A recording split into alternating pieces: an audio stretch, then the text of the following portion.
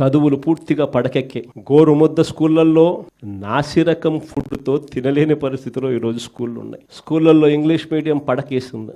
ఇన్నరా ఇంకా మస్తుగానే అన్నాడు మొత్తం ముచ్చటి నుండి.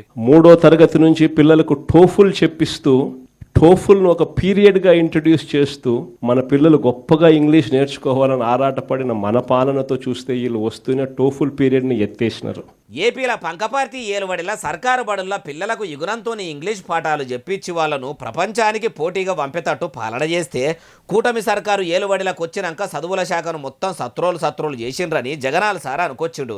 అయ్యా జగనాల సారు, అప్పట్లో ఏపీలో మీరు మీ అయ్యా రాజన్న రాజ్యం మళ్ళా పట్టుకొస్తామంటే ప్రజలు ఆశపడి పసుపుకోమ పార్టీని కాదని మీ పార్టీకి పగ్గాలప్ప చెప్పితే నవరత్నాలకు మెరుగు పెడతా అని అవిటిని చక్కగా అమలు చేయకుండా నవ్వులపాలైతిరి. ఇక మీ ఏలుబడిలో కూడా పోరగాన్లు ఎంత చక్కగా ఇంగ్లీష్ నేర్చుకురో సోషల్ మీడియాలో ట్రోల్ అయిన వీడియోలు చూస్తేనే ఎరకాయ.